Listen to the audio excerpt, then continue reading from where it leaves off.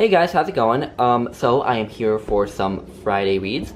So I will just get right to the books. First off, I finished Ovid's Metamorphoses. This was a part of a buddy read with Elena Macredina, and so I'm not going to talk too much about it because Elena and I are doing the buddy read kind of a ShakeTube style where we both read the book and then just post a reaction video. But I did love Ovid's Metamorphoses. The stories are so entertaining and so moving at times, and it's just great. And the Horace Gregory translation, which is what I read it in, is great. And his afterword, I really enjoyed as well. So yeah, but I'm going to talk about that more in other videos, so I'm going to set it aside. Next, I've been reading some of the plays of Euripides. This is just a collection of 10 of his plays, translated by Paul Roche. So, the three plays that I read this week were the Hippolytus, the Medea, and Alcestis. And I just loved all three of them. I think Euripides is such a shrewd psychologist. And I noticed this especially because in all three of the plays I've read so far, there's always been a moment where there's this kind of climactic argument between two main characters. So for example, in the Medea, you have Medea, who has been married to Jason for many years, and they've had 2 sons together, and all of a sudden Jason decides that he's going to leave her and marry a younger girl. And Jason's father, the king of Corinth, decides that he's going to banish Medea, because when Medea hears about the fact that Jason's leaving her, she starts railing out in righteous indignation, talking about how she's going to obtain vengeance. And so the king of Corinth regards her as being dangerous. And Medea's kind of double pissed off by the fact that she's being banished and the fact that her husband is leaving her. So at one point, there's this big argument between Medea and Jason about what's happening. And of course, Medea harps on about how she feels wronged, and it's pretty obvious why she feels wronged. And Jason kind of defends himself, saying, "Well, no, I'm not leaving you for this other girl because I don't love you or because I don't love our sons. I'm actually doing it because I love your sons and you, because I would like to give our sons brothers to spend time with and make our family that much happier. And in your exile, I will provide for anything that you need." So, I'm trying to make up for it. It wasn't Jason's decision to banish her necessarily. So there's always this big climactic argument. And I think what's great is I think you can sort of empathize with each side a little bit. I mean, you're not necessarily thinking, yeah, I totally agree with either side. Because, Medea, the way that she deals with what's been done to her is quite gruesome and not exactly functional, let's say.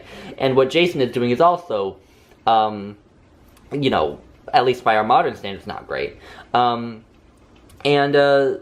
you're not necessarily siding with either of them, but I think they're both believable. They both are perspectives that you could see real people taking. And I think that that's just brilliant.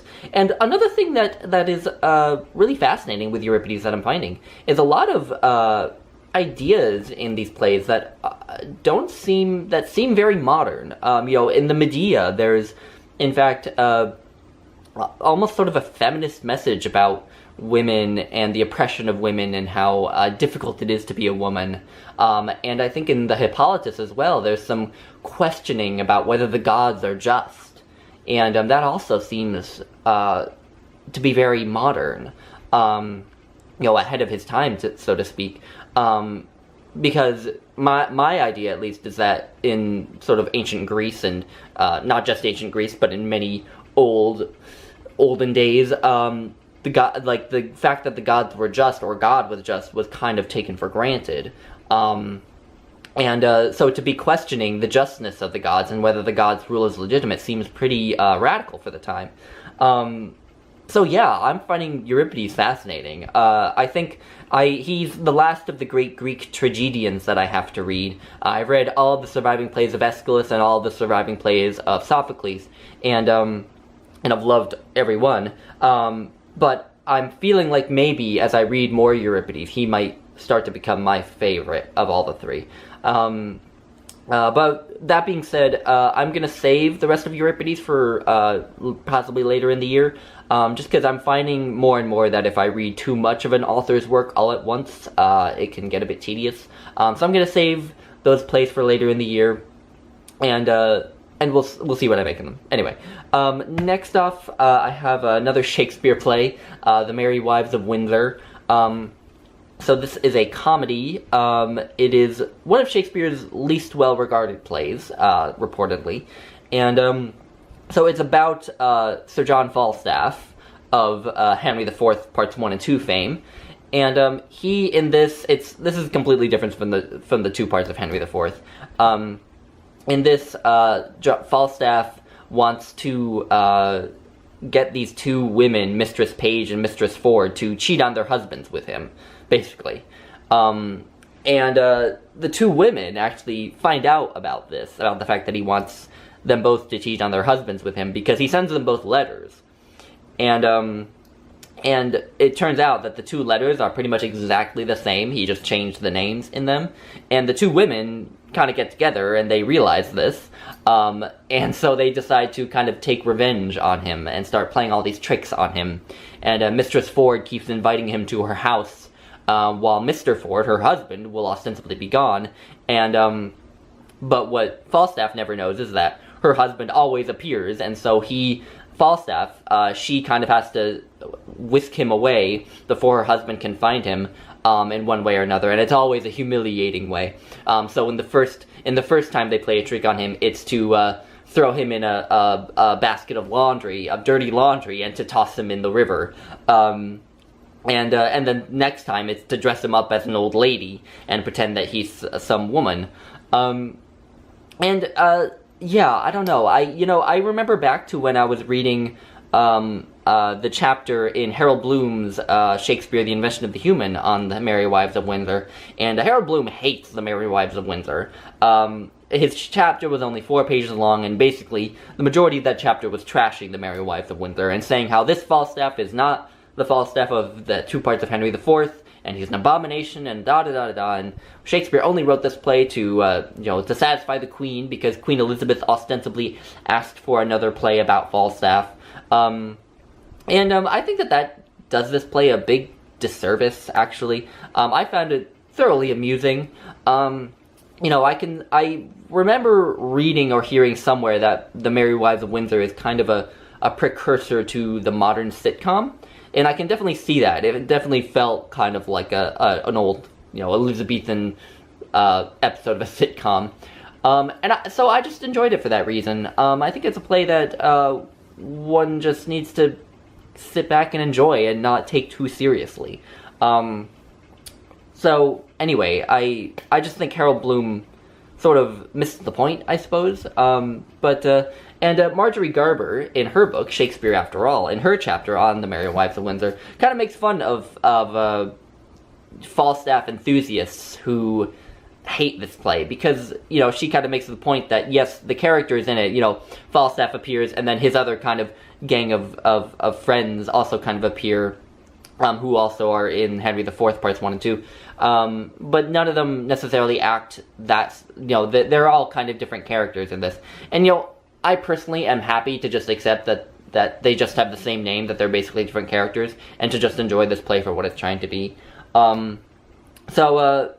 Anyway, I enjoyed The Merry Wives of Windsor. It's not one of Shakespeare's masterpieces, but still, I enjoyed it. I would definitely go to see a production if I could.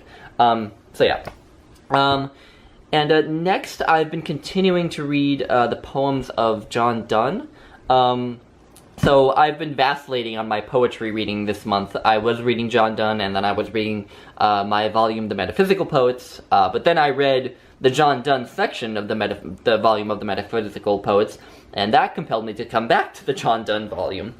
And, I think for a while, I think there was something that wasn't quite clicking with me and John Donne. I think a big part of it was a little bit of intimidation, because almost half of this volume is endnotes to each poem individually. So that's how much of the book is endnotes. So there's a lot, if you can see that, there's a lot of endnotes here to each poem. I mean, there was one poem that was only like a page and a half long and had like 2 pages of endnotes. And I just think that was intimidating to me. And then there's just the, Elizabethan English and the Old English, and the density of these poems. They do tend to be kind of difficult. But then I went and read John Donne's poetry in the other volume, where there aren't endnotes, and just kind of was forced to kind of just read them for what they are on the page, and not worry about endnotes or anything, and just see what I made of them. And then they started to come to life for me, I think, when I just tried to grapple with them on my own, and just read and enjoy those that I was liking. And so then that experience brought me back to this, and now I'm really enjoying these poems a lot more now. I am still going back to read some of the endnotes, but I try not to, go too in-depth. I'm trying to enjoy these poems on a sort of surface level, and I'm tagging poems that I like. This tagging poems is something that I used to do, that I stopped doing, but that I'm going to try to get back into, because I think it's good for getting me to reread poems, and I think John Donne is especially a poet who benefits from rereading. So the poems that I've really liked, I will go back and reread, and so yeah, I'm starting to actually like John Donne. So that's nice. It's always nice when you read a classic author and actually genuinely start to enjoy their work. So yeah, anyway, that is what I've been reading this week. What I'm going to be reading this weekend. Today, I'm hopefully going to be reading All's Well That Ends Well. And then tomorrow, or this weekend at least, I'm going to be reading Cymbeline. And those will round out my Shakespeare plays. After these two, I will have read every play that survives of Shakespeare. So that's pretty exciting. And then I have the Sonnets and Narrative Poems of Shakespeare. This is, I think, an Everyman's Library edition with an introduction by Helen Bendler, who I've heard a lot about, so it'll be interesting to read her introduction. And then once this is done, I will have read everything by Shakespeare, so that'll be pretty exciting. So these are what I'm hoping to read this week. I'm probably going to be getting to reading some other things, hopefully, but I'm not sure what yet. So anyway, yeah, so, anyway, that is what I've been reading. So, thank you all for watching, and let me know if you have any thoughts on any of these books, if you've read them, and yeah, anyway, everyone have a nice weekend. Bye!